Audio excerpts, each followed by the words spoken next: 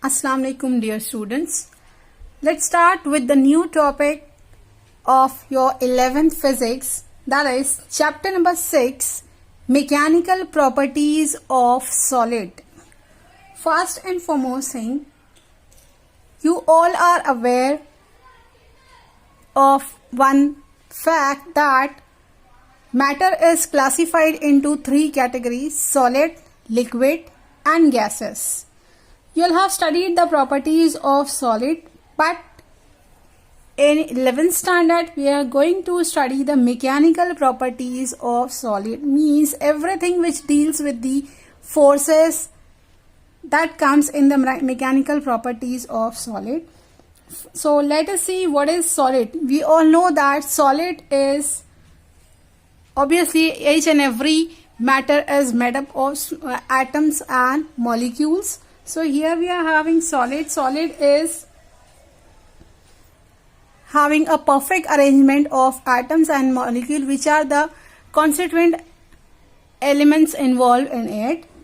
So it is having the basic property of the solid is it is having a proper shape and size, as compared to the liquid and gases that they do not have a proper shape and size, but solid is having a proper shape. So we all know that this proper shape and size of the solid is the perfect arrangement of the atoms, which is set by the nature itself. So we will have to study the mechanical properties. We will see what are the different types of properties of the solid exhibited by different types of solid. So let us, before starting the introduction, basically we have to study the property of elasticity of solid. So let us have one example. Suppose you have been given one spring. You all are aware of it. You all know that it is a solid, but it is a flexible. So what will happen when you apply the forces? Let us apply, it is having its two ends. Let us apply the forces in an outward direction in order to stretch it.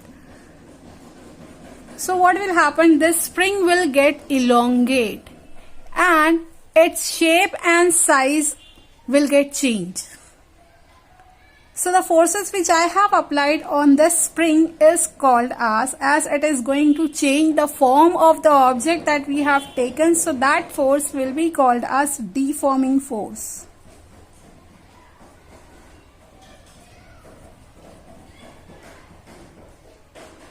Similarly, the moment when you release the two ends of the spring, what is going to happen? The spring will regain its original shape and size. So why the spring has regained its original shape and size? The applied forces is applied by us.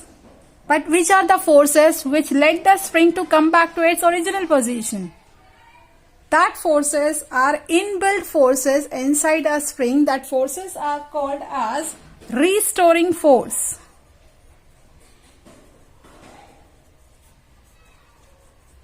Restoring force, the moment when you have applied the forces over here, as the forces are in outward direction, what will happen? Some inbuilt force will develop inside the spring, which will be directed in opposite direction to that of the applied force. And the moment when you remove this deforming forces, when you remove this applied forces, what is going to happen? The restoring force which have been developed inside the spring will come into play and it will restore the original shape and size of the spring. Let us take one more example. Here I have taken one semi-solid sphere. What will happen if I compress it? If I want to change the shape of this particular object, I'll have to apply the forces from all direction. So here I have applied the forces in order to compress it. See, the shape of the object has been changed. So the force which is applied by my hand is called as deforming force, as it has changed it has deformed the original shape of the object. So what will happen the moment when I release it? It is going to come back to its original position, or you can say it is going to come back in its original shape and size. So this is called as elasticity, the property by virtue of which the body regain its original shape and size after the removal of deforming forces. So this is the property that we will study in this chapter. So let us give the definition of the deforming forces. What will happen, suppose it is a solid, when you apply the deforming force in order to change the shape of this object, this molecule will slightly just displace from their position. And after the removal of deforming forces, the molecule will regain their original shape and size in order regain their original position in order to regain the original shape and size of the object. So let us give the definition of deformation and deforming forces. We all know that the force which is applied on the object, deforming forces are nothing but the force which is applied on the object which changes or tends to change the shape and size of the object is called as deforming forces. Now let us see what is deformation. Deformation means what? The change in shape or size. Obviously, when we apply the deforming forces on the object, there will be a change in the shape and size of the object, or both. So the body due to external force is, on both of a body due to the external force is called as deformation. So change in shape and size of a body due to the deforming forces is called as deformation. You can say change in shape, change in size of the object. So here the external forces which we have applied, these external forces are nothing but the deforming forces. The forces which are required to change the shape of the object or to change the size of the object, that forces are called as deforming forces. Now let's move back to the very important phenomena, elastic behavior of a solid. Just now I have explained the elasticity of an object. Here we have taken one object. When I apply the deforming forces, see the forces are compressive from all sides and the shape of the object has been changed. And after the removal of this deforming forces, the body has regained its original shape and size. So what forces will lead the body to regain its original shape and size? That forces are the restoring force. So this property of a solid, by virtue of which it regains its original shape and size, is called as elasticity. Similarly, you can take the example of rubber. Here we have taken one rubber. When I apply the deforming forces, see the forces are in outward direction, the object will get deformed. The moment when I release it, the restoring force developed inside the object will regain its original shape, and size.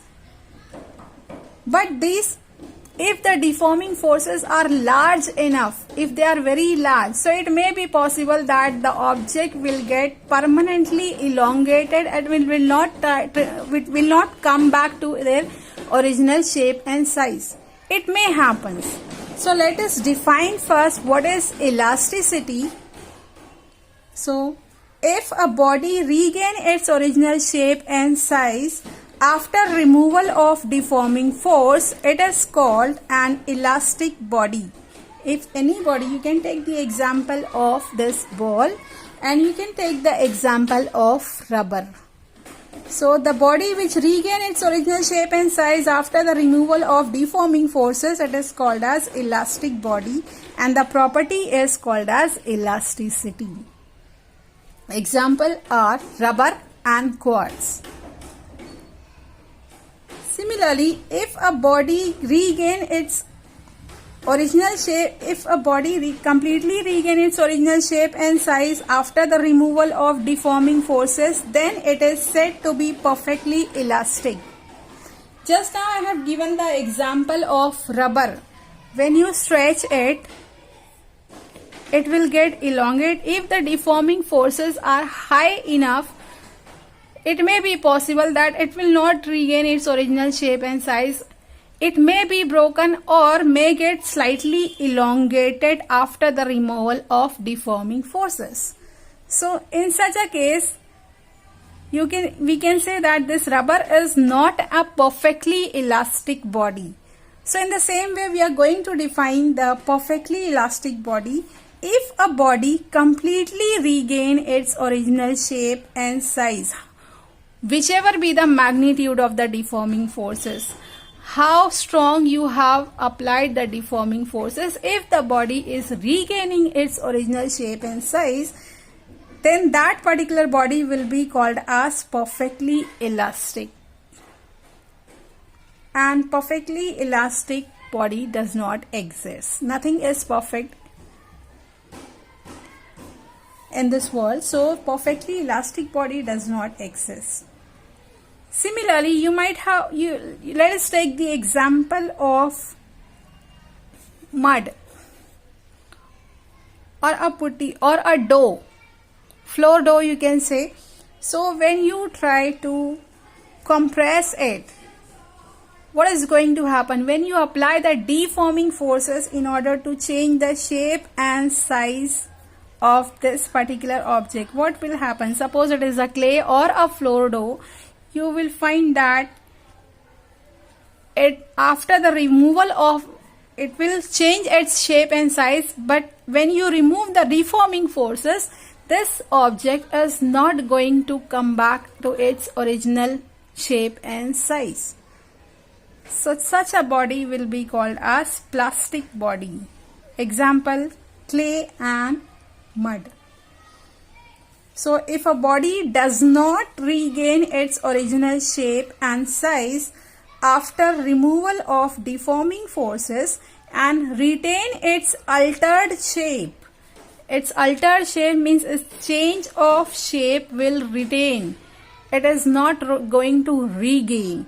So, and when it retain its altered shape, then it is called as plastic body. So you can say through some extent, when the deforming forces are small, this rubber is a perfectly elastic. But if you apply the strong deforming forces, the restoring force will not be able to retain its original shape and size, but it will let it be permanently deformed or permanently elongated. So through some extent you can say this rubber is elastic body, but not a perfectly elastic. So if a body does not regain its original shape and size after a removal of deforming forces and retain its altered shape, then it is called as plastic body. Example, plastic bodies are clay, putty, thick mud, etc. Whichever object have got permanently deformed, whenever the deforming forces are applied to it, that object will be called as a plastic body. So here we have seen the few concept of the properties of solid. So let's have a quick revision on it. What we have studied: deforming forces. Deform means to change the shape and to change the size of the object. So deforming forces are the forces which are required or which are applied to change the shape of the object or to change the size of the object, or both of the object, means change in shape and change in size. That forces are called as deforming forces. Similarly, what is deformation? Change in shape and change in size of a solid. So change in shape or size or both of the body due to external force is called deformation. That external force are nothing but the deforming forces. What are the restoring force? We have studied the new concept over here. Restoring force are nothing but the inbuilt force inside a body which are play into account whenever the deforming forces are removed. So it will let the body to restore its original shape and size. The forces which are inbuilt and which restore the original shape and size of the object is called as restoring force. Then we have studied the elastic behavior of a solid. Let us have its definition. If a body regains its original shape and size after the removal of deforming forces, it is called an elastic body, and the property is called elasticity. Example, rubber and quartz. Similarly, we have seen the example of not perfectly elastic body. We have seen what is perfectly elastic. If a body is completely regaining its original shape and size after the deforming forces are removed, then that particular body will be called as perfectly elastic body. And when the body will not be able to regain its original shape and size whenever the deforming forces are removed, and it will retain its altered shape, then it is called as plastic body. Example, clay, putty, thick mud, etc., etc. So hope you all have understood the few concepts that we are going to study in the mechanical properties of fluid, that are nothing but the deformation and elasticity. In the next lecture, we are going to study the forces which are going to deform the object, the forces which will come in, which are required to, we will study the deforming forces. What are the types of forces, and few terms that we will have to study in the concept of elasticity. So hope you all have understood the topic. Thank you.